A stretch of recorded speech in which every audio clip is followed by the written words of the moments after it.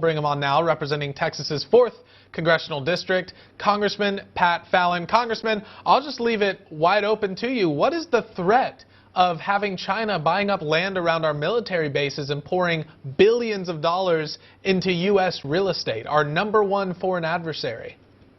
Well, Addison, obviously, it manifests itself.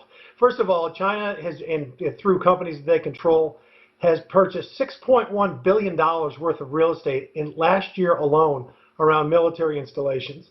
And so what myself and Congressman Ronnie Jackson, Congressman Tony Gonzalez, and Senators Rubio and Cruz have done is we're leading on legislation to prevent China from being able to do this. Not only China, but Russia, Iran, and North Korea. Again, for obvious national security reasons.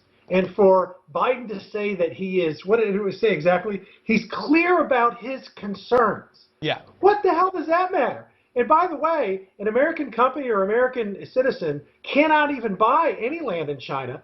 The Communist Party owns it all. And you can lease it, but you need a Chinese partner to own 50.1% of the company.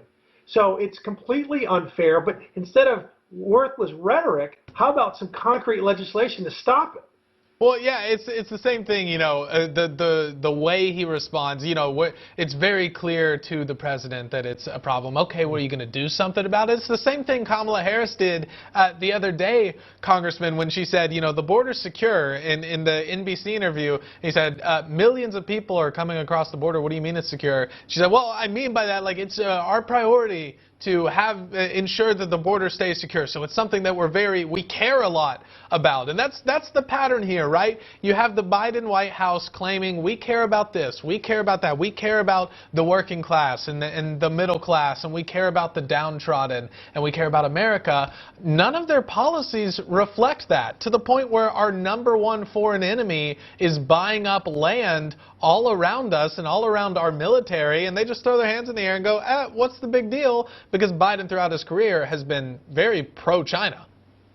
Addison, if the Chinese could be puppeteers, okay, literally reach up behind Joe Biden or any of his spokespeople and go, bah, ja, ja, ja, ja, they would say exactly what they say. Yep, that's right. This is ridiculous. It's like they're working for the Chinese Communist Party. I hope the American people are really paying attention and throw the bums out in November, because this isn't even about Republican and Democrat. This is about being pro-American or literally pro-Chinese. They are our #1 foreign adversary. They're bent on world hegemony, and they're no friend of ours, and they've proven it through their actions time and again.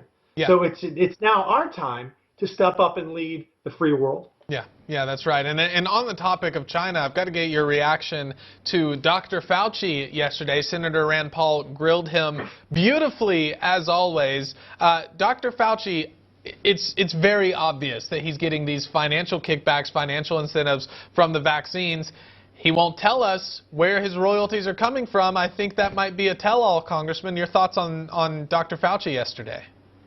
It certainly seems to be, Addison, a tell, because if you have nothing to hide, you would just say, I'm not getting any royalties at all, and here's my, here's my financial records. Right. But he's, for some weird reason, he won't do that. But what Fauci has done, and the CDC, really, they mixed politics with medicine for over 2 years. And when you do that, you get two results. You get bad politics, and then you get bad medicine. And we saw it with very inconsistent guidance. They were saying, like, when people were protesting the lockdowns and having Americans being told they weren't essential, they were saying, oh, you're spreading COVID, it's a super spreader. But when the left wanted to protest George Floyd, they said, oh, that's perfectly fine, just wear a mask.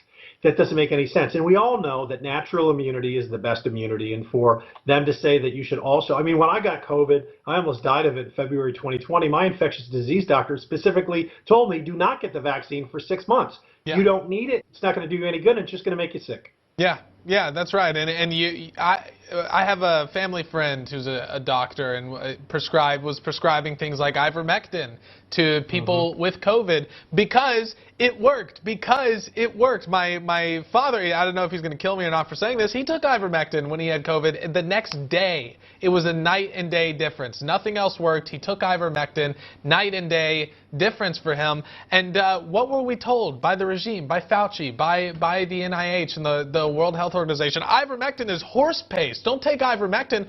Why did they not want us to take ivermectin, Congressman? It's because it would keep you out of the hospital. You didn't have to pay up that big hospital bill because they were going to pump you full of Big Pharma's chemicals. Well, you know what? Ivermectin. How about hydrochloroquine? We had a physician in Texas, Robin Armstrong, who prescribed it to 65 patients in a nursing home that had COVID, and not one of them passed away. Not one of them. And these are nursing homes, very vulnerable folks, all 65. That is not anecdotal. That is scientific. But also, the the monoclonal antibodies. So we've treated it. COVID is over. For them to say now that, we're about to defeat it. We defeated it. There's treatments for it. It's the strains are becoming less and less virulent, and move on, because again, it's some kind of political hold they have over the American people, and maybe they want to manipulate the elections in 2 months. I don't know. Yeah, it is absolutely criminal. The lives that could have been prevented if we had an honest public health bureaucracy. I hate that it's a bureaucracy, but that's what it is. If they were only honest and transparent, there's no telling how many lives could have been saved from COVID. Yeah. But they were focused on lining Big Pharma's pockets instead. Congressman Pat Fallon, a pleasure to have you on the show. Thank you so much for joining. I appreciate it. Thanks, Addison. God bless. Coming up next, Florida Governor Ron DeSantis sends 2 planes of illegal immigrants to Martha's